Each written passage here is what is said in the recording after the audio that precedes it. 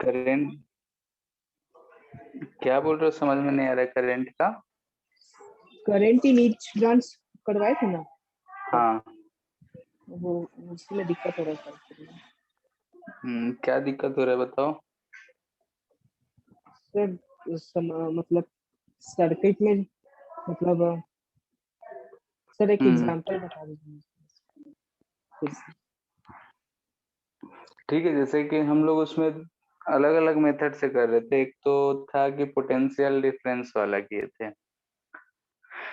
ठीक है, कि डायरेक्टली हमें पोटेंशियल डिफरेंस दिख जा रहा है। जैसे एचसी वर्मा है क्या तुम लोग के पास? Yes sir. उसमें क्वेश्चन नंबर 39 देखो तो करंट का।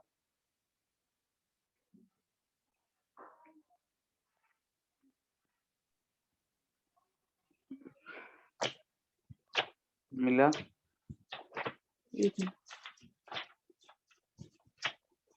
Page number 200। मिल गया। ठीक है, उसमें क्वेश्चन नंबर 39 दिख रहा है। Yes sir. ठीक है, उससे कैसे करें?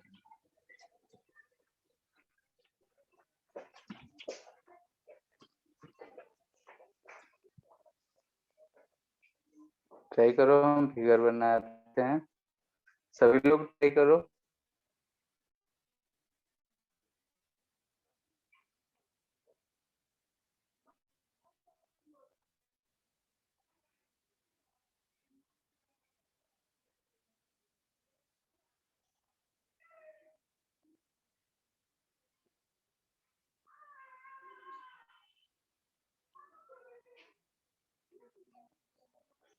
ठीक है, तीनों रेजिस्टेंस से करंट पूछ रहा है, कैसे पता करेंगे बताओ।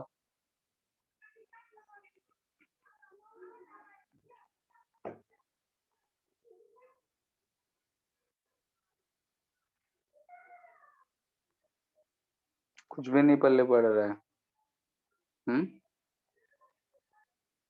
बोलो, बोलोगे नहीं तो समझ का कैसे आएगा कि हाँ एक्चुअल दिक्कत कहाँ हो रहा है। ठीक है, मेन है कि अगर कोई भी दिक्कत है तो मेन रीजन पता चलेगा, तभी उसका समाधान किया जा सकता है। नहीं तो ये क्वेश्चन हम बता देंगे, ये क्वेश्चन बन जाएगा। इससे रिलेटेड और सारे क्वेश्चंस बनने चाहिए, ऐसा सीखना है।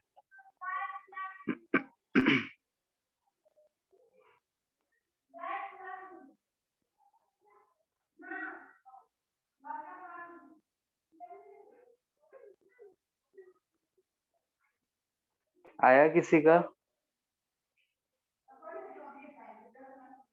हेलो?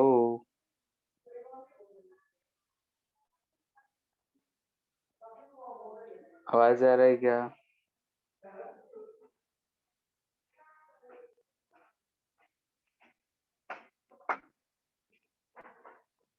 हेलो?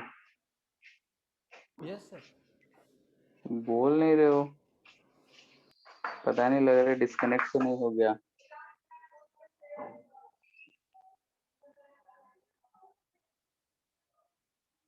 इसे कैसे करेंगे? बहुत ही सिंपल है। सारे रेजिस्टेंस के क्रॉस अगर हमें पोटेंशियल ड्रॉप मिल जाए, ठीक है, जैसे कि अगर यहाँ पे रेजिस्टेंस है, इस रेजिस्टेंस के अक्रॉस अगर ये ए पॉइंट है, ये बी पॉइंट है, अगर हमें भी ए माइनस बी मिल जाए, ये रेजिस्टेंस अगर आर है, तो हम करंट क्या आई लिख सकते हैं, डिवाइडेड बाई आर होगा। बोल सकते हैं। Yes sir.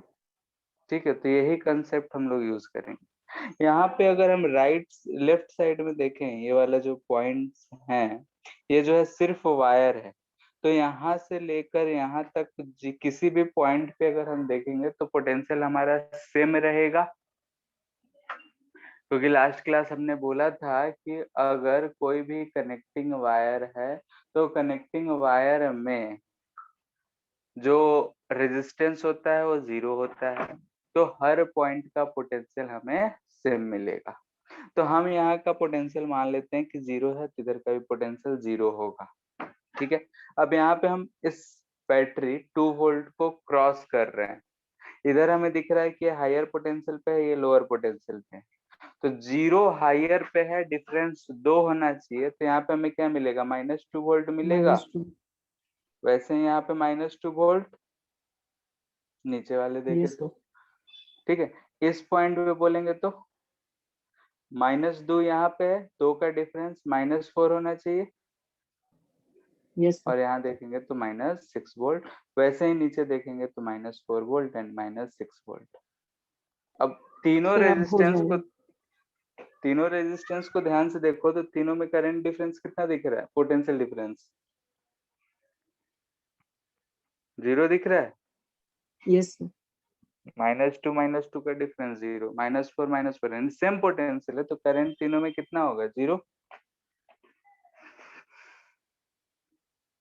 क्लियर है? Yes sir. हो जाएगा। अब कैसे हम लोग डिस्ट्रीब्यूट करेंगे? Yes sir. सर एक आपको भेजे हैं टेलीग्राम पे, कल वाला ही क्वेश्चन।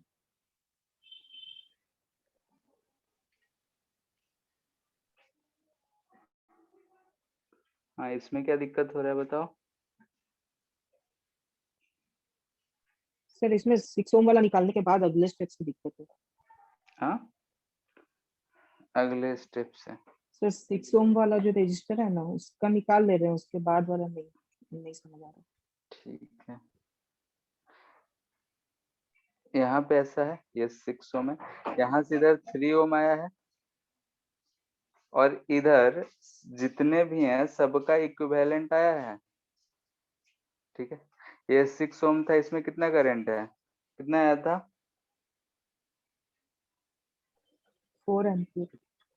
4 एम्पियर आया था। चलो ठीक, जो बोल रहे हो वही ले रहे हैं। इधर का जो बाकी बचा हुआ रेजिस्टेंस है, ठीक है, वो कितना आ रहा है, देखो 8 4 12 6, 4 2 6 ओम आ रहा है, यस सर। ठीक है। तो यहाँ से एक करंट इन दो ब्रांचेस में डिस्ट्रीब्यूट हुआ है, एक तो इधर गया है और एक इधर गया है। तो हम लोगों ने ऐसा पढ़ा था पहले ही कि अगर पैरेलल में ऐसा रहा, ठीक है, ये R1 ये R2 है, तो हम इसमें से करंट अगर I जा रहा है तो I1 और I2 कैसे लिख सकते हैं, I1 क्या लिखेंगे बोलो, इस रेजिस्टेंस का equivalent R1 R2 by R1 plus R2 होगा, यस सर। तो V बाई R1 करेंगे, या फिर क्या कहते हैं, इन भी जो है कांस्टेंट है, तो इनवर्स का रेशियो लगा के ऐसा लिखे थे कि आएगा R2 by R1 plus R2 into आई, लिखे यस थे। सर। ये कैसे लिख रहे हैं, ये बात समझ में आया है, यस सर। ठीक है। तो इसी चीज का हम यूज कर रहे हैं और हर पार्ट में डिवाइड करते गए हैं। तो यहाँ पे 3 वाले में निकालेंगे तो क्या लिखेंगे, 6/9 इंटू 4,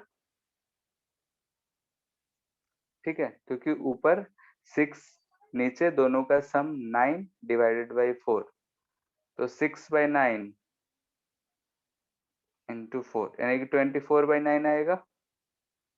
और इधर कितना जा रहा है, 3/9 इंटू यानी कि 12/9, यही आ रहा है। बात समझ आया? Yes sir. सर ठीक है, इसमें तो तो हम यही, लोग 6 ब्रांच का निकाल रहे थे, फिगर को बिना ट्रांसफॉर्म किए। हाँ, सर इसमें तो 6 ब्रांच का निकाले थे ना। 6 ब्रांच, 6 कहाँ है, ऐसा था हमारा सर्किट कुछ, तो ये 4 जो है इसमें भी ऐसा 4 ही पर बहा होगा, ठीक है। ये 3 हो गया, बाकी के जो 4 8 6 और 2 इधर के हैं उसका इक्विवेलेंट 6 आया है, तो हम इधर ले लिए। क्लियर है इतना? ये जो 6 है वो ऐसा हमें दिख रहा है, देखो ध्यान से,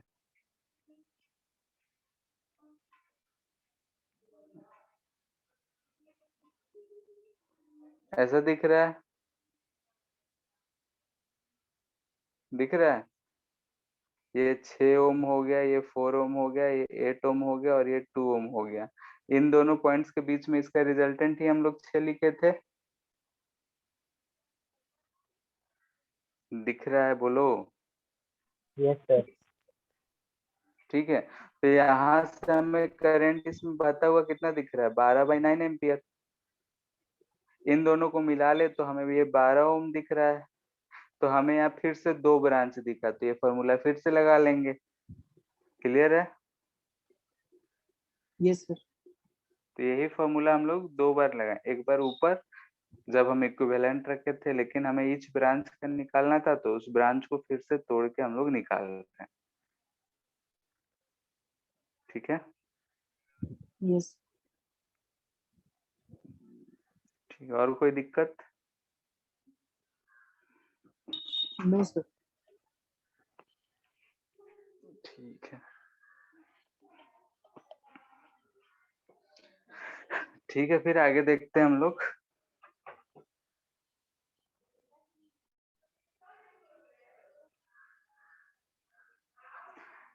हम लोग अभी इक्विवेलेंट रेजिस्टेंस फाइंड करना तो सीखेंगे, तो उससे पहले बैटरी के बारे में जानते हैं। तो बैटरी,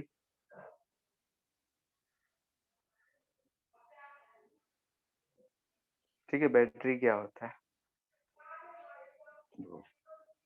थोड़ा बहुत केमिस्ट्री में हम लोग पूरा डिटेल में पढ़े हैं, यहाँ पे हम लोग थोड़ा बहुत पढ़ेंगे कि जैसे बैटरी जो होता है उसमें ऐसा कुछ फंक्शन होता है, इलेक्ट्रोलाइट होता है। ठीक है, जैसे H2SO4 ये सब हम लोग को डाल देते हैं, इसमें से 2 इलेक्ट्रोड्स डिपॉजिट होते हैं, एक पे पॉजिटिव चार्ज, एक पे निगेटिव चार्ज। एनोड को पॉजिटिव बोलते हैं, कैथोड को निगेटिव बोलते हैं। ऐसा ही होता है, यानी कि ये दोनों जो है हमारे इलेक्ट्रोड्स हैं। यहाँ से अगर हम मान लेते हैं इसमें किसी एक बल्ब से हम कनेक्ट कर दें, ठीक है, ऐसा कोई एक बल्ब लगा दिए हैं, तो सर्किट कंप्लीट है, तो हमें दिखता है कैसा, तो ये बल्ब जलेगा। तो यहाँ पे ये जो हमारा फंक्शन है, इसी चीज को हम लोग बोलते हैं कि ये बैटरी है। ठीक है, और इसी चीज को हम लोग रिप्रेजेंट करते हैं एक ऐसा। ये जो पॉजिटिव है ये एनोड को रिप्रेजेंट कर रहा होता है, और ये जो निगेटिव है ये निगेटिव को रिप्रेजेंट कर रहा होता है। ठीक है, तो ये चीज यहाँ पे रिप्रेजेंट कर रहा होता है। इसके बीच में जो खाली स्थान है वो हमें यहाँ पे बीच का इलेक्ट्रोलाइट्स को रिप्रेजेंट कर रहा है।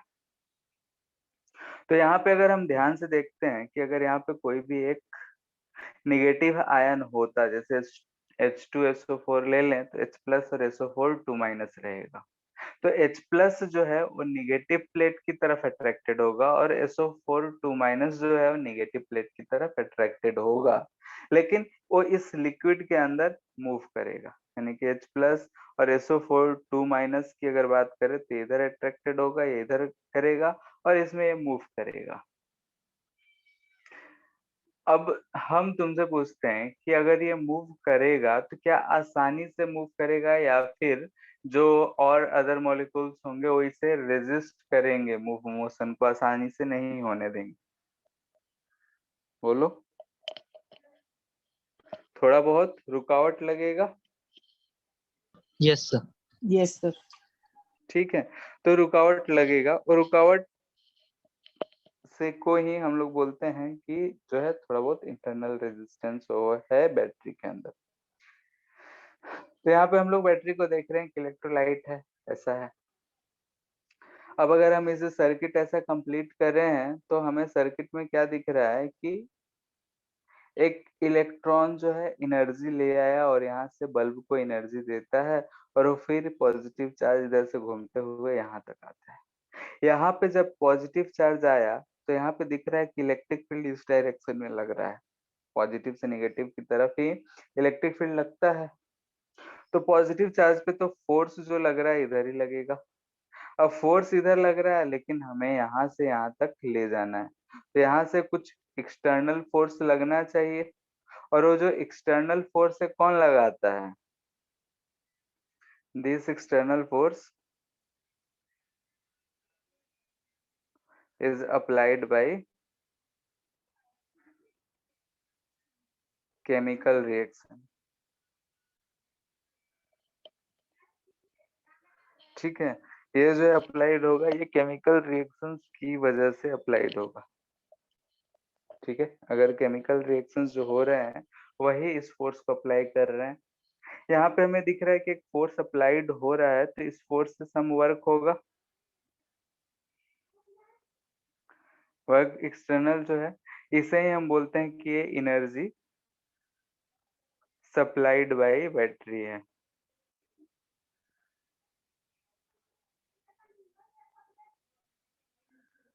ठीक है, it is energy supplied by battery. और एक यूनिट चार्ज पे अगर जो सप्लाइड होगा उसे हम बोलते हैं ईएमएफ। ईएमएफ बैटरी से हम लोग बोलते हैं इट इज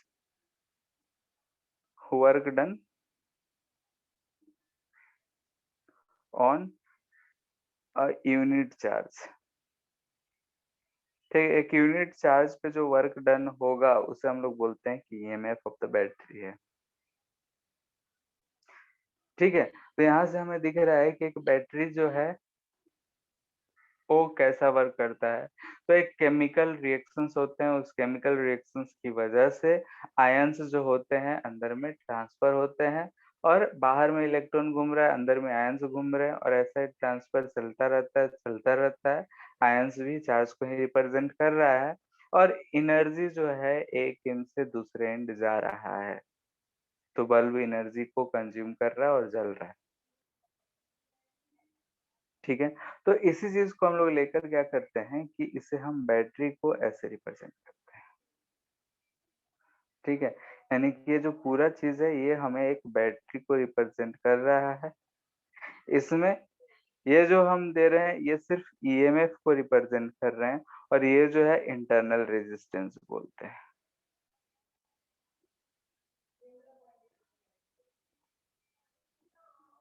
और ये जो है वो ईएमएफ है। ठीक है, यानी कि बैटरी, और जो हम वोल्ट बोलते हैं कि वोल्टेज, तो वो इस दो पॉइंट्स का पोटेंशियल ड्रॉप बता रहा होता है। ठीक है, तो यहाँ ईएमएफ क्या बोलते हैं हम लोग, तो ईएमएफ का फुल फॉर्म होता है इलेक्ट्रो मोटिव फोर्स। ठीक है, पुराने जमाने में जब इस चीज को एक्सप्लेन किया गया था उस समय जो है इलेक्ट्रॉन्स के बारे में उतना चर्चा नहीं था। तो उस समय लोगों ने बोला कि इस पॉजिटिव चार्ज पे कोई फोर्स लगेगा और वो फोर्स की वजह से जो है एक जगह से दूसरी जगह जाएगा। बाद में लोगों ने इसे डिड्यूस किया कि जो फोर्स लग रहा है फोर्स नहीं, एक्चुअली में एनर्जी है, तो नाम तो वही रहने दिया लेकिन एनर्जी में बात करने लगे। ठीक है, तो इसका मतलब क्या है कि ये डिफिनीशन अगर लिखेंगे तो लिखेंगे इट इज एनर्जी या फिर work done on unit charge, unit positive charge to bring it from negative terminal to positive terminal by battery, negative terminal of battery। ठीक है, inside the battery negative terminal से positive terminal ले जाने में जो हमें वर्क करना पड़ रहा है उससे ही हम एनर्जी कर ईएमएफ बोल रहे हैं। तो ईएमएफ क्या है, वर्क डन बाई चार्ज दिख रहा है, यूनिट चार्ज के लिए है, तो इसका यूनिट क्या होगा, यूनिट जो होगा वो क्या होगा, वोल्ट होगा। यानी कि जो हमारा ये पोटेंशियल डिफरेंस का हुआ करता था या पोटेंशियल का, वही चीज इसका भी यूनिट है, यानी कि भी हमें वोल्ट ही रिप्रेजेंट कर रहा है। भले ही नाम में फोर्स आ रहा है तो इस गलत फहमी में नहीं रहना है, ये भी कोई फोर्स है। क्लियर है?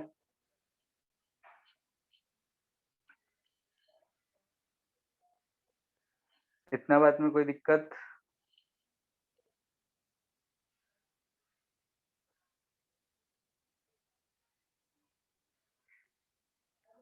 हेलो?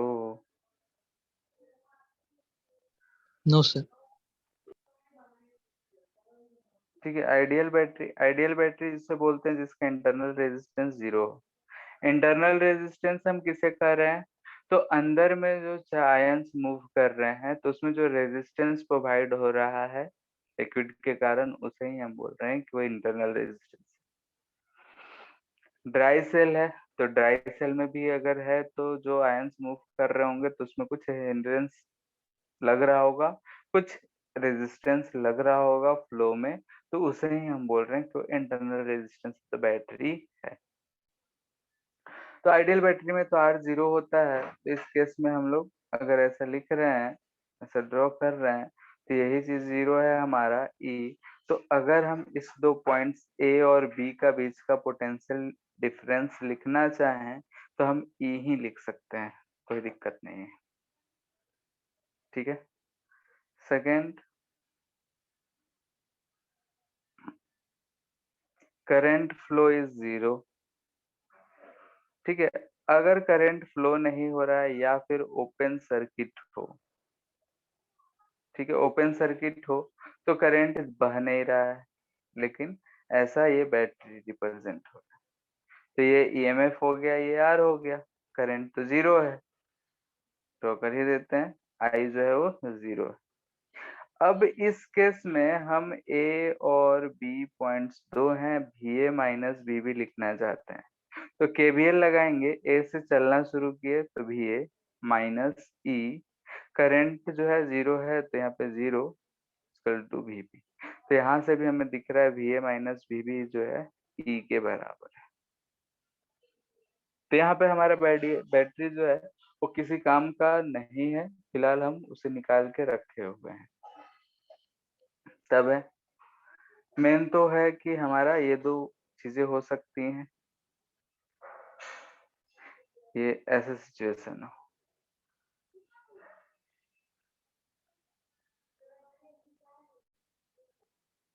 ये ईएमएफ ही, ये आर, करंट जो है इसमें आई इधर से जा रहा हो। ठीक है, करंट जो इसमें आई इधर से जा रहा हो। इस केस में अगर हम इस पॉइंट ए और इस पॉइंट बी का पोटेंशियल डिफरेंस लिखना चाहेंगे तो क्या लिखेंगे बताओ? केवीएल लगा रहे हैं तो V A minus E, current जो इधर से जा रहा है तो higher lower plus I R होगा इक्वल टू वी। तो V A minus V B जो है ये हमें मिल रहा है ई माइनस आई आर, और इसे ही हम लोग लिखते हैं V equal to E minus I R. ठीक है, आज तक हम लोग इसके बारे में उतना चर्चा किए नहीं थे, यानी कि इंटरनल रेजिस्टेंस के बारे में हम लोगों ने चर्चा नहीं किया था, लेकिन यहाँ पे हम बोल रहे हैं कि जो बैटरी है उसमें फ्लो ऑफ चार्ज जो है, यानी करंट जो बह रहा है, उसमें जरूर कुछ ना कुछ रेजिस्टेंस लगता है, जिसे हम इंटरनल रेजिस्टेंस कह रहे हैं। अब सवाल ये उठता है कि अगर करंट जो है ऐसा बह रहा है तो पोटेंशियल डिफरेंस अक्रॉस जो पूरा बैटरी है इस रेजिस्टेंस पे तो डिपेंड करेगा ही, क्योंकि रेजिस्टेंस है, करंट बहेगा तो उसके थ्रू कुछ न लॉस होना ही होना है। तो वही चीज देख रहे हैं, तो यहाँ पे हमें ये दिखा रहा है कि V equal to E minus I R. तो यहाँ पे ये चीज हमेशा गांठ बंद करके याद रखना है कि ईएमएफ जो रिप्रेजेंट करता है वो बैटरी का कैपेसिटी को रिप्रेजेंट कर रहा है, और पोटेंशियल डिफरेंस जो हम लोग लिखते हैं उसमें इंटरनल रेजिस्टेंस को कंसिडर करते हुए लिखते हैं। ऊपर दो केसेस था, आइडियल केस जो आज तक हम लोग मानते आए हैं कि बैटरी में कोई रेजिस्टेंस नहीं है। सेकेंड, जब करंट ही नहीं फ्लो हो रहा था, तो दोनों तो आइडियल केस हो गए।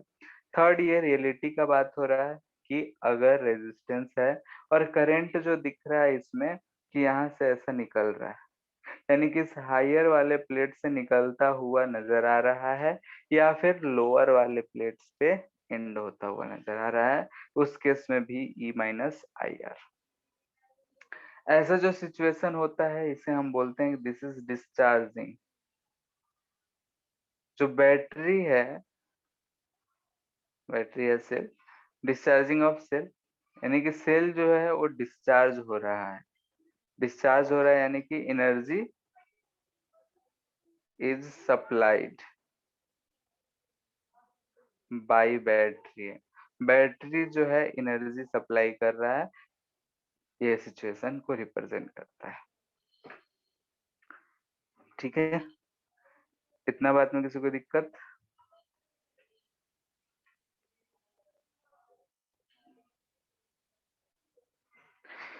मे भी हमें ऐसा सिचुएशन मिल सकता है, ये EMF ही है, ये R है और करंट इधर से बहे। करंट इधर से बहने का मतलब है कि हायर पे इन हो रहा है और लोअर पे आउट हो रहा है। इस केस में अगर हम ए और बी का पोटेंशियल ड्रॉप लिखें तो क्या लिखेंगे, ध्यान से देखो, VA माइनस ही तो रहेगा, यहाँ पे माइनस IR आ जाएगा इक्वल टू जी VB। तो यहाँ से हमें दिख रहा है कि VA minus VB that is equal to E minus IR।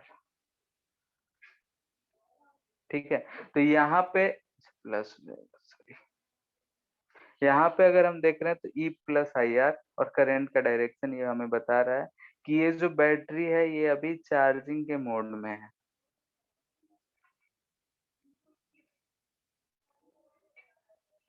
ठीक है, हम मोबाइल में बैटरी यूज करते हैं तो जब हम उसे प्लग से खोलते हैं तो मोबाइल चार्ज हो रहा होता है, नहीं कि उसका बैटरी चार्ज हो रहा होता है। तो वही चार्जिंग ऑफ बैटरी का केस है। इस केस में energy is supplied to the battery है। ठीक है, एनर्जी जो है बैटरी को दिया जा रहा है।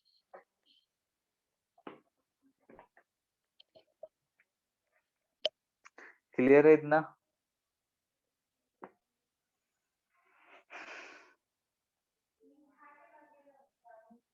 Hello, yes sir. ठीक है।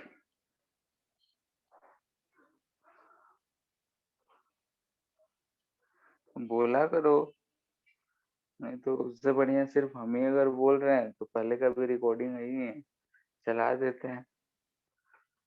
ठीक है, बार बार मेहनत करने से क्या फायदा होगा जब तुम बोलोगे नहीं, सोचोगे नहीं, सुनोगे नहीं। तो यहाँ पे हम लोगों ने देखा कि अगर कोई भी सेल है तो सेल में एक EMF होता है और इंटरनल रेजिस्टेंस, दो नया टर्म हम लोगों ने सीखा। अब डायरेक्शन ऑफ करंट या करंट के ऊपर डिपेंड करता है कि बैटरी डिस्चार्ज हो रहा है, पड़ा हुआ है या फिर चार्जिंग के मोड में है। ठीक है, अब यहाँ पे हो सकता है कि हमें बहुत सारे सेल्स दें। हाँ बोलो। कुछ नहीं सर। ठीक है, तो यहाँ पे हो सकता है कि हमारे पास एक सेल्स की जगह 2 4 5 10 सेल दिए हो, उसको कंबाइन करना हो, तो वही देख रहे हैं कॉम्बिनेशन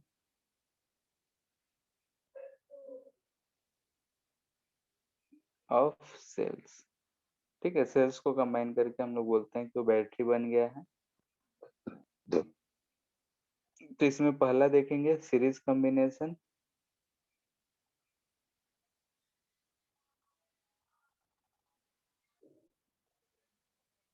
सीरीज कॉम्बिनेशन में क्या होता है कि एक ही लाइन में लगने चाहिए। ठीक है, तो ऐसा मान लेते हैं कि 3 सेल्स हैं, कंबाइन कर दिए हैं, ये एक्सटर्नल रेजिस्टेंस है, ये E1 R1 E2 R2 R3। हम चाहते हैं कि इन तीनों सेल्स को हटा के सिर्फ एक ही सेल लगाएं कि हमारा जो ये रेजिस्टेंस है इससे करंट जो बहे वो सेम बहे। इस केस में जो ये है इसे E इक्विवेलेंट बोलेंगे, ये R इक्विवेलेंट बोलेंगे। तो हमारे यहाँ पर्पस है इक्विवेलेंट एंड R इक्विवेलेंट पता करना कि इन तीन रेजिस्टेंस, इस तीन सेल्स को हटाकर हम एक ऐसा सेल क्या यूज कर सकते हैं। ठीक है, तो सेकेंड फिगर से अगर हम ध्यान से देखें तो हम I क्या लिख सकते हैं, ध्यान से देखो तो E equivalent by R plus R equivalent लिख सकते हैं हम लोग। ठीक है, क्या लिखे हैं, net EMF by total resistance. ठीक है, EMF V बाई R ये लिखे हैं। इसमें देखते हैं क्या लिखते हैं। एक चीज तो जानते हैं कि सीरीज है तो सीरीज में जो करंट बहता है वो सब सेम बहता है। तो हमें यहाँ पे पॉइंट ए ले रहे हैं, B C और ये D। अगर हम यूज करें KVL, using KVL in loop, A से B जा रहे हैं, बी से सी, सी से डी, डी से फिर ए। इस लूप को हम घूम रहे हैं। तो ध्यान से देखते हैं क्या होता है। ए से चले, करंट तो आई ही बह रहा है, तो क्या लिखेंगे, -IR3 करंट के डायरेक्शन में है, plus E3 minus IR2 plus E2 minus IR1 plus E1। ए से बी पहुंच गए, फिर बी से सी कुछ नहीं है, सी से डी जा रहे थे तो -IR मिला, इसके टू सी। क्लियर है इतना? सब Yes. आई ही है।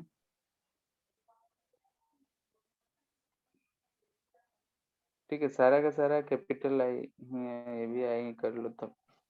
सर लास्ट वाला पार्ट फिर से बताइए। ये इक्वेशन यस सर तो ए से चले, करंट डायरेक्शन इधर है, ये हायर से लोअर हम जा रहे हैं हमेशा, तो यहाँ यस क्या सर लिखेंगे, -I3 yes sir -I × R3। फिर यहाँ गए बैटरी पे, तो बैटरी पे हम प्लस से माइनस यानी हायर से लोअर जा रहे हैं, यस सर लोअर से हायर, सॉरी, यस ये लोअर है ये हायर है, लोअर से हायर जा रहे हैं तो +E3। यस वैसे सर ही फिर -I2 प्लस E2, फिर इसके पास आए तो -I3 I1 -I × R1 and plus E1। यहाँ से घूमते घूमते हम बी पे आ गए। बी से सी आए तो कोई भी डिवाइस नहीं है, कोई भी इलेक्ट्रिकल सर्किट में कोई इलेक्ट्रिकल कंपोनेंट्स नहीं है। सी से जब डी जा रहे थे तो हमें ये रेजिस्टेंस था, इधर हायर से लोअर गए तो फिर से क्या लिखेंगे, -I × R। यस सर तो ये इक्वेशन मिली। यहाँ से हम आई का वैल्यू अगर लिखना चाहें तो क्या लिखेंगे, ध्यान से देखो, माइनस माइनस वाला है तो E1 E2 E3 उस पर चला जाएगा, E3 डिवाइडेड बाई, ध्यान से देखो तो R plus R1 plus R2 plus R3 जो है कॉमन लेके से निकल रहा है, यही मिल रहा है। अब अगर हम इसे इक्वेशन 1 बोलते हैं, इसे इक्वेशन 2 बोलते हैं, तो दोनों इक्वेशन को ध्यान से देखो और कंपेयर करो। कंपेयरिंग इक्वेशन 1 एंड 2, हमें ई इक्विवेलेंट कितना मिल रहा है,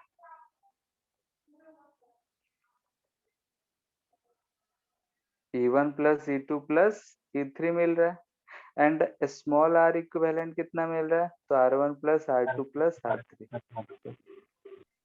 ठीक है, यानी कि जैसे सीरीज में था वैसा ही था, यानी कि कभी भी सीरीज में कितने भी बैटरीज दिए हो तो हम उनसे ऐसा डायरेक्टली जोड़ सकते हैं कि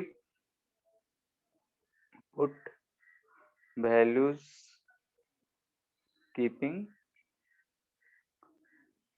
पोलरिटी की वैल्यूज विद साइन, ऐसे लिख दो। ठीक है, यानी कि पोलरिटी को माइंड में कंसीडर करते हुए हमें इसमें साइन पुट करना है।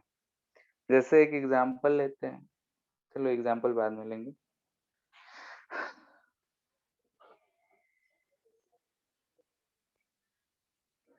हाँ चलो एग्जांपल लेते हैं, एग्जांपल लेते हैं कि ऐसा हमें दे रखा है,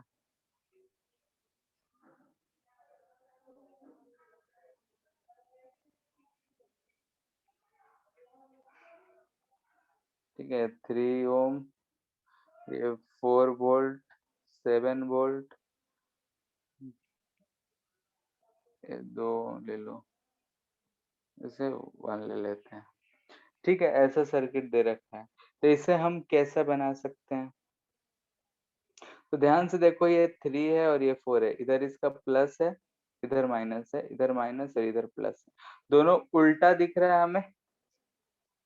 यस सर यस ठीक सर है, पोलरिटी क्या है, अलग अलग है, पोलरिटी अलग अलग है, तो हम साइन के साथ जब ई इक्विवेलेंट पता करेंगे, यानी कि हम इसे ऐसा बनाना चाहते हैं कि हम इन तीन सबको हटाकर सिर्फ एक ही लें। ये तो 1 ओम है, ये 3 और 2 इनके बगल में है, तो ये 5 ओम हम एक साथ लिख सकते हैं।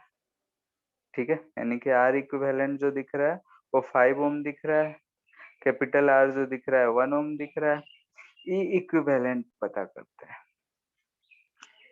करंट पता करना था कितना होगा, ई इक्विवेलेंट।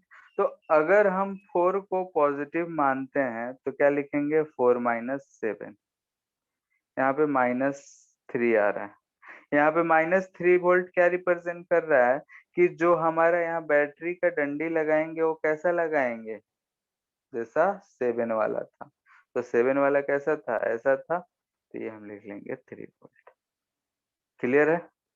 तो यहाँ से अगर हमसे कोई पूछे करंट किधर से किधर जाएगा, तो इसके हायर से निकल के जाएगा, तो करंट कितना हो जाएगा, 3/6 1/2 एम्पियर।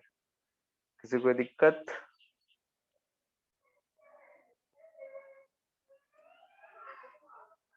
No, sir. बात समझ आया? No, sir. ठीक है।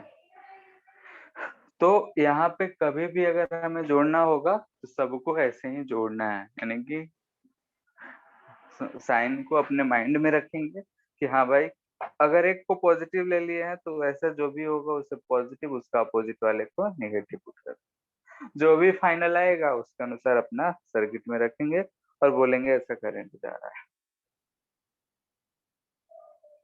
ठीक है।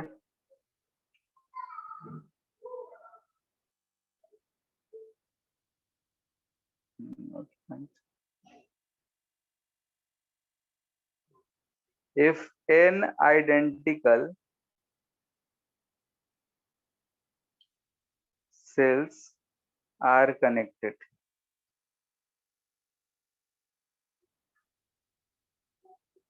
same polarity, यानी कि सब सेम तरीके से जोड़े हुए हैं, तो इसमें E इक्विवेलेंट कितना होगा, बोलो। E1 plus E2 plus E3 plus EN. सारा तो बराबर है, आइडेंटिकल है, तो हम E प्लस E लिखते चले जाएं। Yes, sir. ये हमें क्या मिलेगा, N इंटू E मिलेगा।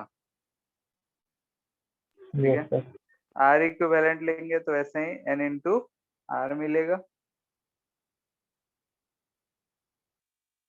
ठीक है, तो ये इक्विवेलेंट इतना। अब ध्यान से ये स्टेटमेंट पढ़ो और आंसर दो। If M cells out of N cells are reversed,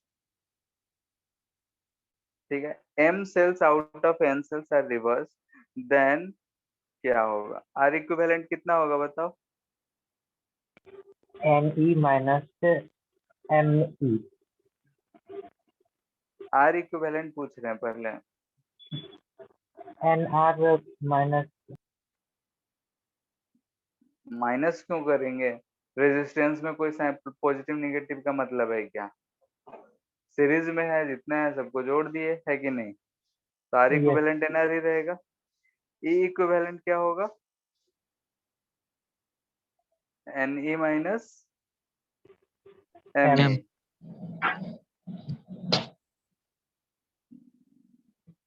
और कोई गलत है,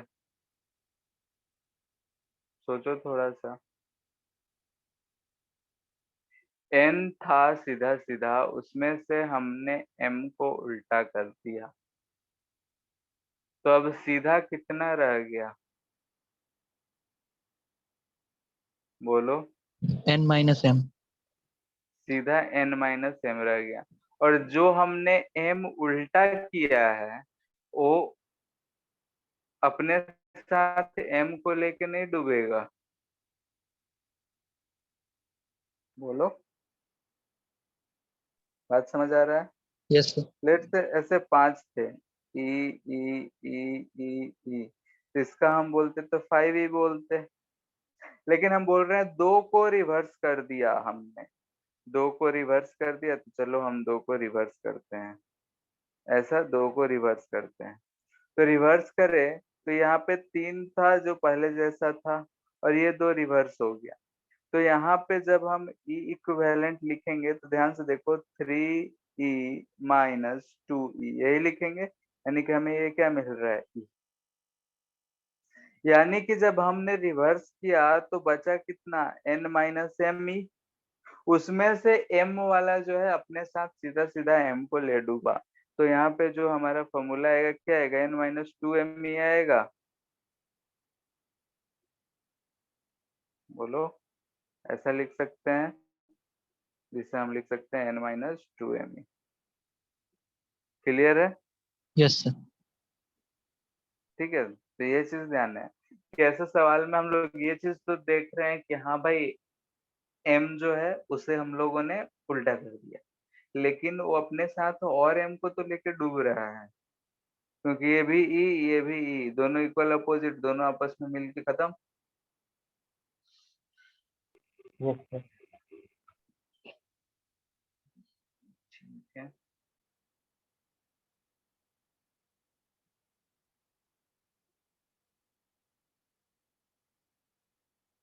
ठीक है, फिर यहाँ पे नेक्स्ट देखते हैं पैरेलल कॉम्बिनेशन।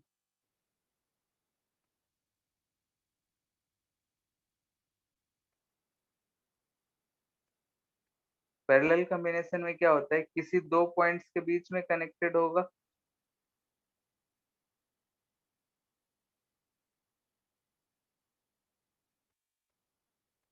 ऐसा कनेक्शन कुछ होगा, इसे हम किसी रेजिस्टेंस से जोड़ दिए।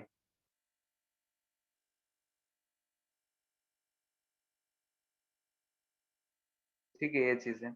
हम चाहते हैं इन तीनों को हटा के फिर से एक ही सेल यूज करें, तो करंट इसमें जो बहे वो आई ही बहे। तो यहाँ से हमें ई इक्विवेलेंट, इसे हम आर इक्विवेलेंट बोल रहे हैं, ये आर बोल रहे हैं, तो आई जो होगा इसमें फिर से E equivalent by R plus R equivalent दिख रहा है।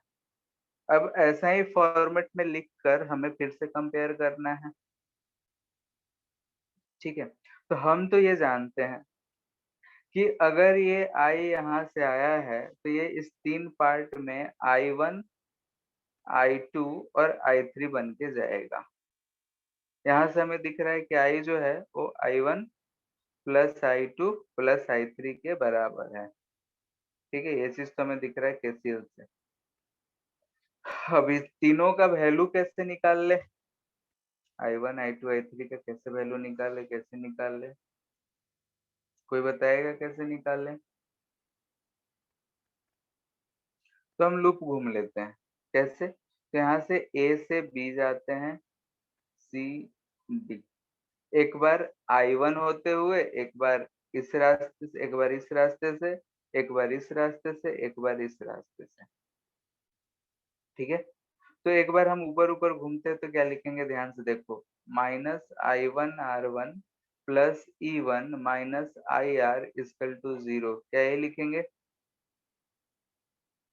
Yes sir. ध्यान से देखो ऊपर वाले से, उसे बीच वाले से घूमेंगे तो क्या लिखेंगे, -i2 r2 plus E2 minus IR equal to 0। वैसे ही थर्ड से घूमेंगे तो -i3 r3 plus E3 minus IR equal to 0। हमें i का वैल्यू चाहिए, तो i1 i2 i3 हम यहाँ से पता कर लेते हैं। यहाँ से अगर हम i1 लिखें तो ध्यान से देखो क्या मिल रहा है, E1 बाई r1 माइनस होगा IR बाई r1, ये दिख रहा है। यहाँ से i2 अगर लिखना चाहें तो दिख रहा है E2 by r2 minus IR by r2। वैसे ही यहाँ से i3 अगर लिखना चाहें तो हमें दिख रहा है E3 by r3 minus IR by r3। ठीक है, तीनों मिल गया, तो हम जानते हैं I equal to i1 plus i2 plus i3 है। सिंस I, तो रख लेते हैं I इक्वल टू, तीनों को जोड़ते हैं तो क्या मिलेगा, ध्यान से देखो, E1 by r1 plus E2 by r2 plus E3 by r3, बाकी जो माइनस वाला था उसमें आई बार हम कॉमन दिख रहा है, 1/r1 plus 1/r2 plus 1/r, यही दिख रहा है। इतना में किसी को दिक्कत है तो पूछो। नहीं, ठीक है, तो हमें तो इस वाले फॉर्मेट में लिखना है भाई, यहाँ भाई इस फॉर्मेट में लिखेंगे तभी कंपेयर कर पाएंगे, तो उस फॉर्मेट में लिखना चाहते हैं। दिस इम्प्लाइज दैट कि आई को तो पहले हम फाइंड करें, तो इस वाले टर्म को लेफ्ट साइड ले आए, आई कॉमन लिए तो 1 plus R into 1/r1 plus 1/r2 plus 1/r3 दिख रहा है, इक्वल टू E1/r1। ठीक है, इधर मैथ ही है, ज्यादा कुछ है नहीं, ध्यान से देखते जाओ, हम इसको सॉल्व ही कर रहे हैं और कुछ नहीं कर रहे हैं। Divided by,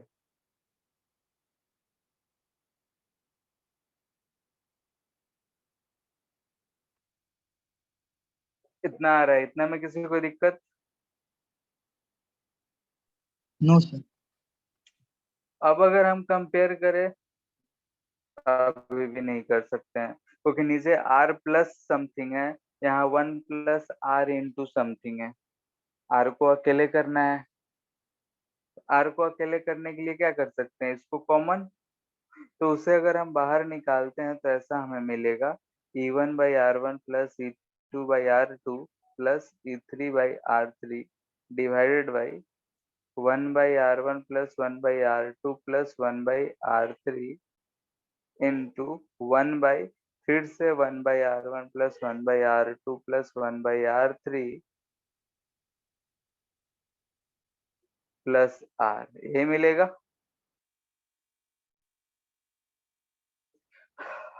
yes sir. अब कंपेयर करना चाहें तो इस चीज को हम ऊपर, यानी कि इस चीज को हम एक यूनिट मान लेंगे, अब हम कंपेयर कर सकते हैं। तो हमें क्या दिख रहा है कि कंपेयरिंग विथ इक्वेशन 1, इक्वेशन 1 से कंपेयर कर रहे हैं तो ई इक्विवेलेंट ध्यान से देख रहे हैं तो हमें क्या मिल रहा है, E1/r1 plus E2/r2 plus E3/r3 जितना भी रहे divided by 1/r1 plus 1/r2 plus 1/r3। नीचे वाला टर्म ध्यान से देखो तो 1/r इक्विवेलेंट ही दिख रहा है, यानी कि ऐसा लिख सकते हैं E1/r1 plus E2/r2 plus E3/r3 into R equivalent small r का। R इक्विवेलेंट का वैल्यू तो यहाँ पे दिख रहा है कि R इक्विवेलेंट जो है वो हमें दिख रहा है 1/1/r1 plus 1/r2 plus 1/r3। तो यहाँ से हम इसे लिख सकते हैं 1/r इक्विवेलेंट इक्वल टू 1 जैसा पैरेलल में हुआ करता था वैसा ही है। तो हम तो ये वाला याद रखने बोलेंगे, ये चीज याद रखना है और ये चीज याद रखना है, ठीक है।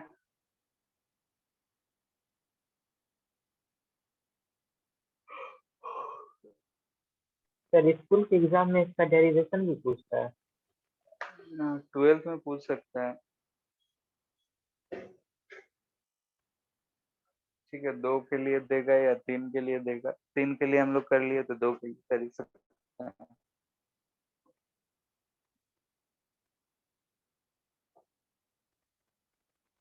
क्लियर है इतना? Yes sir. ठीक है फिर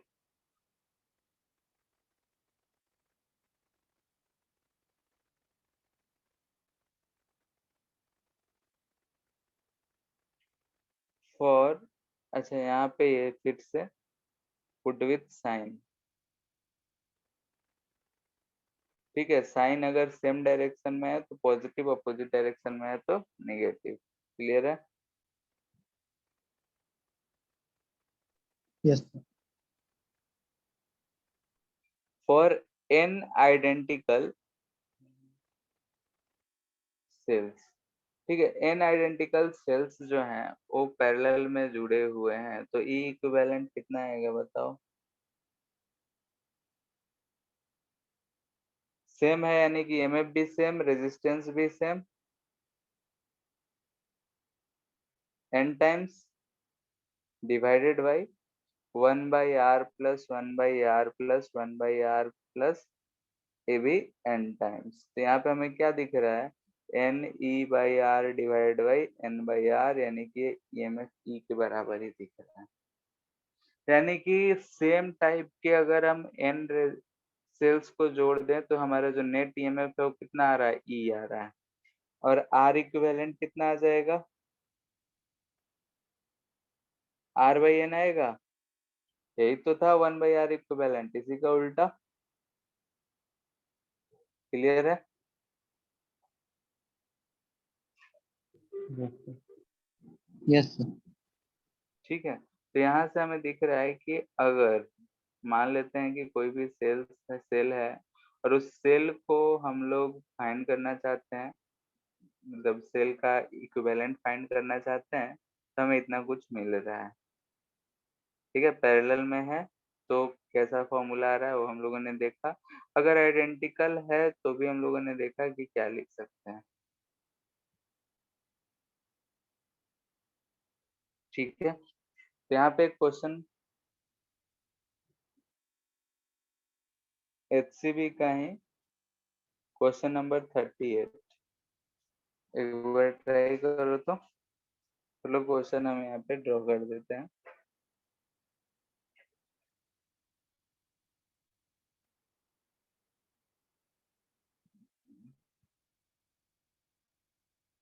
ऐसा दे रखा है 4.5 है, ये 3 ओम है, ये 10 ओम है, ये 3 वोल्ट है और ये 6 ओम है। बोल रहा है फाइंड करंट थ्रू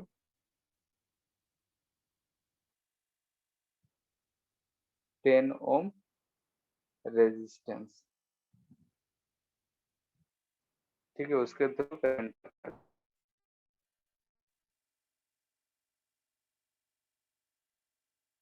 ऐसा सर्किट बना के दिया हुआ है। क्या सर्किट में सीरीज या पैरेलल कॉम्बिनेशन दिख रहा है?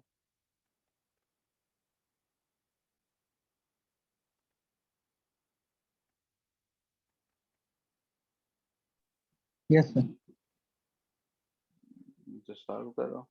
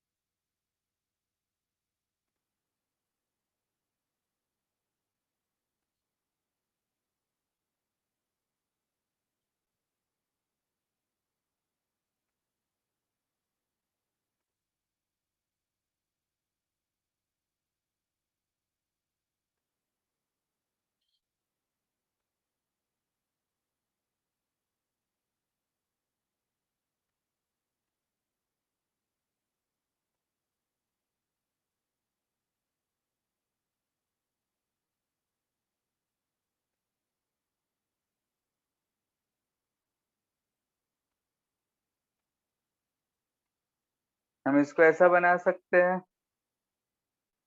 देखो ध्यान से, ये ए और बी के बीच में ही ये वाला जो है जुड़ा हुआ है, तो ए की तरफ पॉजिटिव है, बी की तरफ निगेटिव है, तो बी की तरफ निगेटिव और ए की तरफ पॉजिटिव रख के हमने ऐसा सर्किट बना लिया। वायर ही है, वायर को छोटा कर दिए, कोई दिक्कत? बोलो। No, sir. ठीक है, तो ये चीज हमें मिल गया। तो यहाँ से हम लोग आर इक्विवेलेंट और ई इक्विवेलेंट पता करना चाहें तो क्या कर सकते हैं? आर इक्विवेलेंट यानी कि हम इस चीज को हम कंबाइनली सॉल्व कर रहे हैं, तो 10+3 R1 R2 by R1 plus R2 यानी 30/3 आ रहा है, 13 ये आ रहा है। दो जब रेजिस्टेंस Yes, पैरेलल sir. में होते हैं तो आर इक्वल टू क्या लिखते हैं? R1 R2 by R1 plus R2, तो 30/3। अब ये ई इक्विवेलेंट कितना है? तो ई इक्विवेलेंट अगर हमें लिखना है तो भाई पता करना पड़ेगा। तो यहाँ से हम लिख सकते हैं 3/10 प्लस 4.5/3 डिवाइडेड बाई 1/10 प्लस 1/3। ठीक है, तो ये हो गया 954/30 डिवाइडेड बाई 10 3 13/30 यानी कि 54/13 वोल्ट।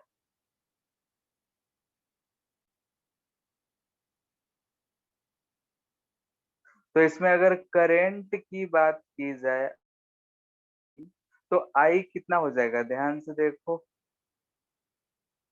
V यानी कि 54/13 डिवाइड बाय इन दोनों रेजिस्टेंस को जोड़ेंगे तो 108/13 दिख रहा है, यानी कि हमें दिख रहा है 1/2 एम्पियर।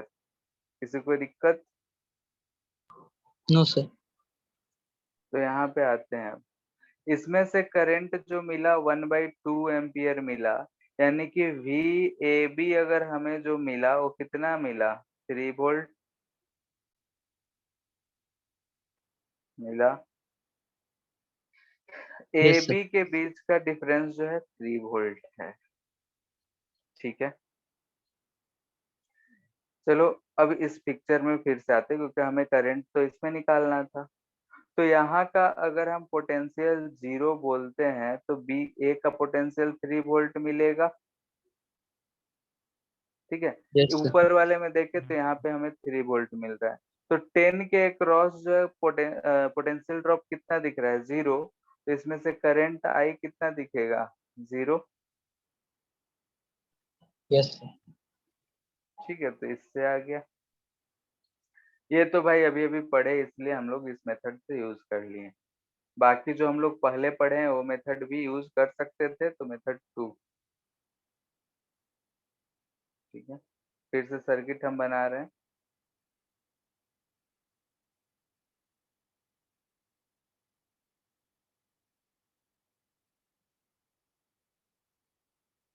यही सर्किट था हमारा।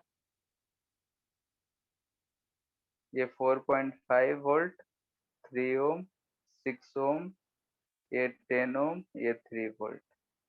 हम क्या किए कि यहाँ का पोटेंशियल 0 मान लिए, तो यहाँ का भी पोटेंशियल 0 होगा। यहाँ का 4.5 वोल्ट, तो यहाँ का भी 4.5 वोल्ट। अब ये पोजीशन मिल रहा है, ये हमें नहीं पता, तो हमने यहाँ का x मान लिया। कोई दिक्कत? अब यहाँ से करंट अगर हम इसे I1 बोले, इधर बोल रहे हैं I2 है, इधर बोल रहे हैं I3 है, तो यहाँ से दिख रहा है I is equal to I1 plus I2 के बराबर, I1 is equal to I2 plus I3 के बराबर होगा। I1 क्या लिखेंगे, तो 4.5 माइनस एक्स बाई 3। I2 क्या लिखेंगे, तो x, यहाँ पे 3 वोल्ट दिख रहा है, x माइनस 3/10 प्लस ये क्या लिखेंगे, x माइनस 0/6। क्लियर है? यहाँ से अगर सॉल्व करेंगे तो x का वैल्यू जो आ जाएगा 3 वोल्ट आएगा। जो पहले से आया है वही यहाँ से भी आएगा 3 वोल्ट। तो हमें दिख रहा है कि I2 का वैल्यू 0। क्लियर है? Yes sir. ठीक है, तो इससे फाइंड करो या वैसे फाइंड करो, बात बराबर है। ठीक है,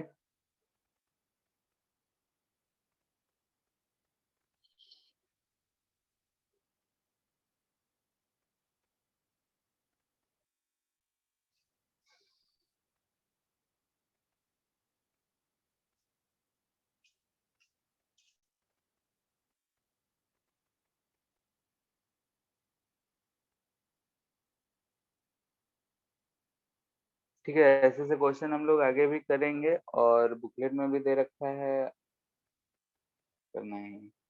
नेक्स्ट है मिक्स्ड ग्रुपिंग। ठीक है, मिक्स्ड ग्रुपिंग में जैसे कि डिफरेंट टाइप का दे सकता है, कुछ सीरीज में दे सकता है, कुछ पैरेलल में दे सकता है। तो अपना देगा तो वैसे ही हमें सॉल्व करना पड़ेगा। इसमें हम लोग एक चीज जो है बहुत सारे के लिए वो हम लोग देखते हैं। तो ऐसा दे रखा है,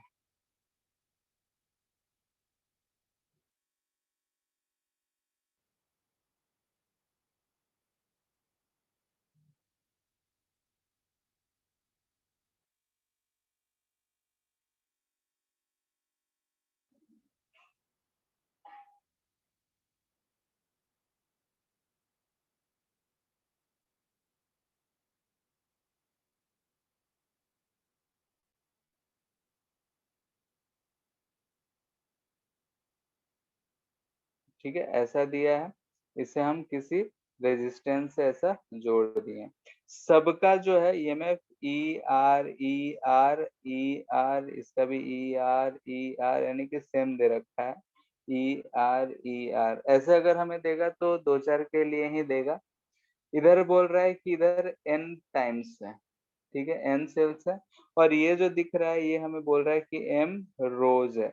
रोज कितने हैं, तो m रोज है और n सेल्स हर रो में। इसका इक्विवेलेंट पता करें।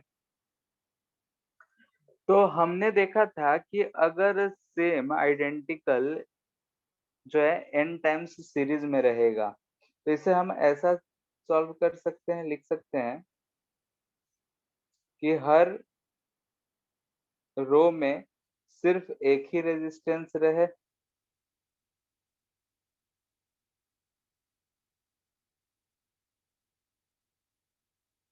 लिख सकते हैं। यहाँ पे क्या आएगा ईएमएफ, एन ई, और ये क्या आएगा, एन आर। ये क्या आएगा, एन ई, ये आएगा N R, N E N R. ये कितने टाइम्स होंगे, तो इधर हमें एम टाइम्स दिखेंगे, यानी कि एम रोज दिख रहा है। किसी को दिक्कत यहाँ पे? अभी हम लोगों ने देखा था कि अगर एन आइडेंटिकल जो रहते हैं, अगर पैरेलल में रहेगा, तो इधर वाला तो ये आर है ही, ठीक है, ये आर है। तो यहाँ पे हमें अगर ये आर इक्विवेलेंट की बात कर रहे हैं तो ये कितना होगा, आर एम जो है वो पैरेलल में है तो एन आर बाई एम हो जाएगा। और ई इक्विवेलेंट अगर लिखेंगे तो क्या हमें एन ई के बराबर ही मिलेगा, बोलो। अभी हमने देखा कि अगर एन आइडेंटिकल ईएमएफ रहे तो ईएमएफ ई के बराबर ही होता है, और आर जो उतने टाइम्स डिवाइड हो जाता है। तो आर इक्विवेलेंट इतना मिलेगा, इक्विवेलेंट इतना मिलेगा। किसी को दिक्कत? No sir. R plus N R by M, current हमारा ये मिलेगा, ठीक है। तो ये चीज है मिक्स्ड ग्रुपिंग। इसमें एक चीज हमसे पूछता क्या है, कंडीशन है, कैसा भी के लिए है, यहाँ पे हम लोग इस चीज के लिए डिराइव कर रहे हैं, लेकिन किसी चीज के लिए है, इस कंडीशन को हम लोग याद रखेंगे। तो condition for maximum power supply, ठीक है, ये सारे बैटरी मिलके मैक्सिमम पावर कब सप्लाई कर सकते हैं। तो हम जानते हैं पावर इक्वल टू क्या होता है, ये स्क्वायर आर होता है,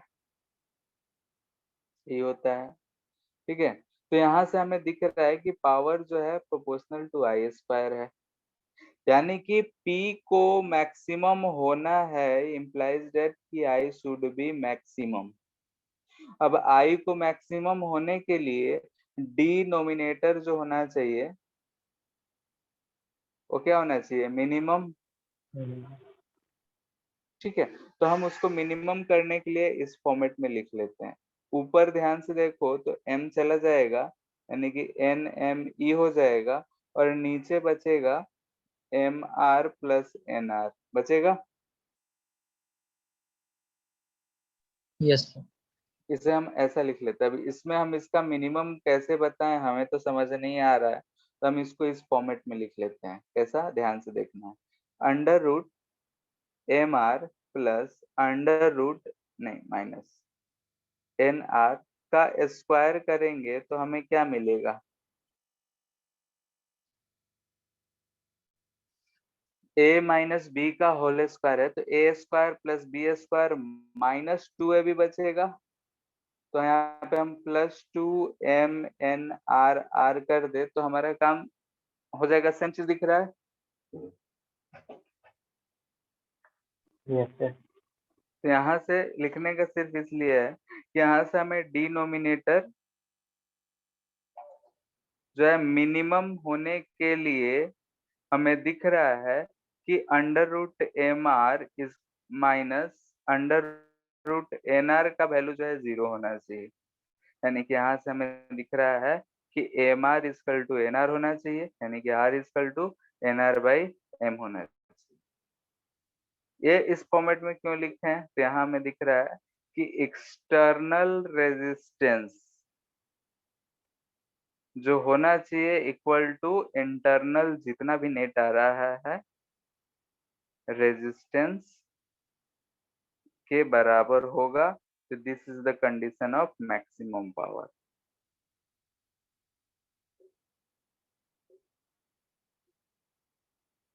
ठीक है, मैक्सिमम पावर का ये कंडीशन है। क्लियर है इतना? Yes sir. ठीक है, तो इस चीज को एक बार पढ़ना है, एनसीईआरटी से भी देख लेना है।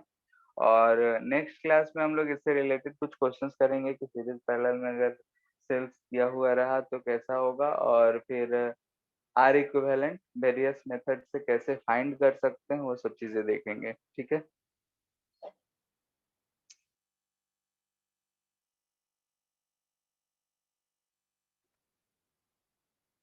Thank you sir. Thank you too सबको। Thank you sir. Thank you sir. Hmm.